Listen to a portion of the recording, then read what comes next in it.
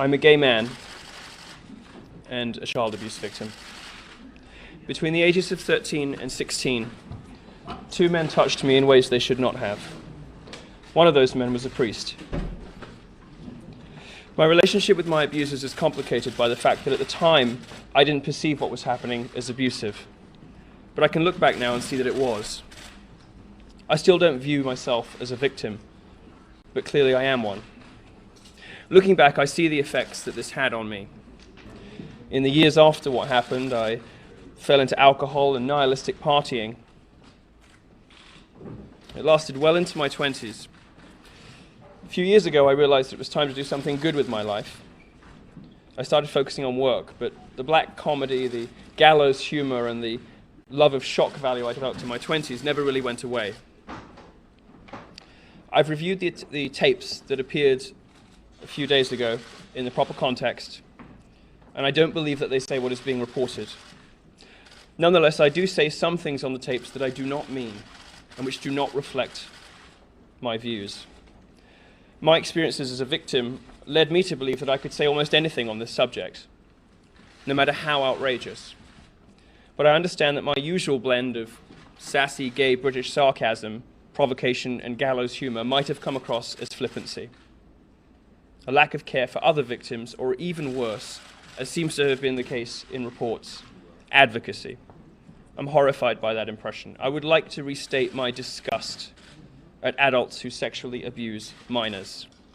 I'm horrified by pedophilia, and I have devoted large portions of my career to exposing child abusers. I've exposed 3 of them in my reporting, which is 3 more than most of my critics. I've repeatedly expressed disgust at pedophilia in my feature and opinion writing, and I was also the first journalist in the UK to ask, after Jimmy Savile's death, whether the real story of his rampant child abuse would ever be told. My professional record is very, very clear. But I do understand that the videos that you have seen, even though some of them were deceptively edited, paint a different picture, and I am partly to blame for that. I do not advocate for illegal behavior.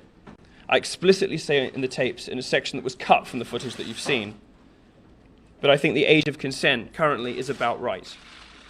I do not believe that any change in the legal age of consent is justifiable or desirable.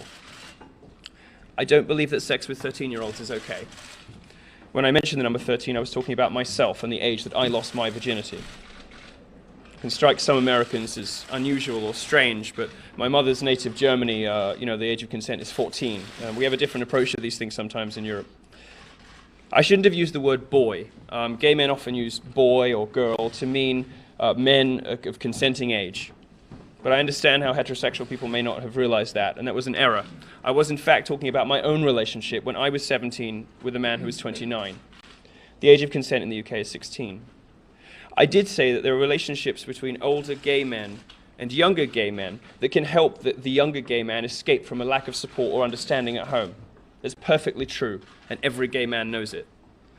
I'm certainly guilty of imprecise language, which I regret. And anyone who suggests, however, that I turn a blind eye to illegal activity or to the abuse of minors is unequivocally wrong.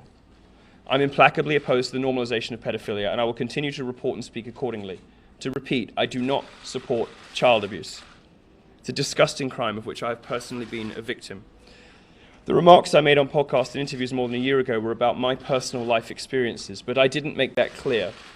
I will not apologize for dealing with my life experiences in the way that I choose to, which is through humor and provocation. No one can tell me or anyone else who has lived through these experiences how they should best deal with those emotions.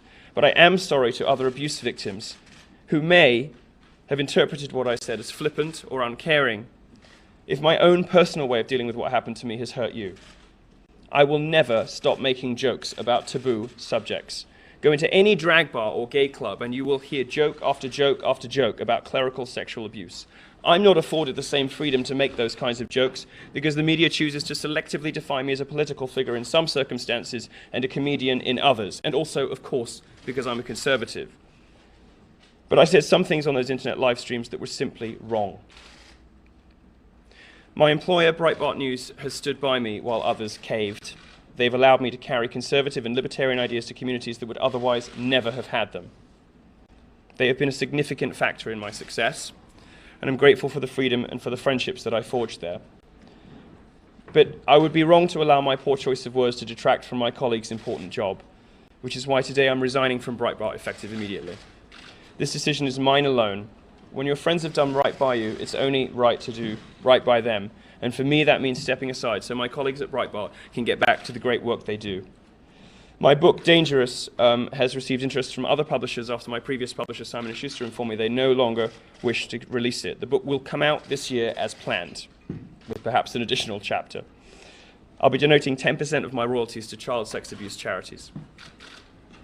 I haven't ever apologized before, and I don't anticipate ever doing it again. Name-calling doesn't bother me, and misreporting doesn't bother me. But to be a victim of child abuse, and at the same time be accused of being an apologist for child abuse, is absurd. I regret the things that I said. I don't think I've been as sorry about anything my whole life, and this isn't how I wanted my parents to find out about this either.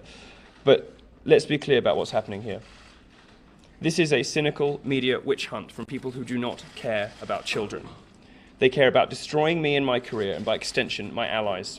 They know that although I made some outrageous statements, I've never actually done anything wrong. They held this story back. They held the footage back, footage that's been out there in the wild for over a year, because they don't care about victims. They don't care about children. They only care about bringing me down. They will fail.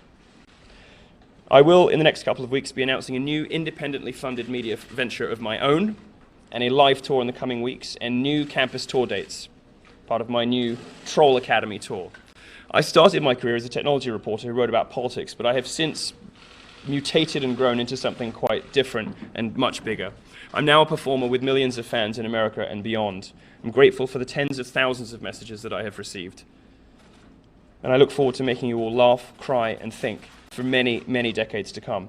My full focus is now going to be on entertaining and educating everyone, left, right, and otherwise. If you want to brand or stereotype me, good luck with that.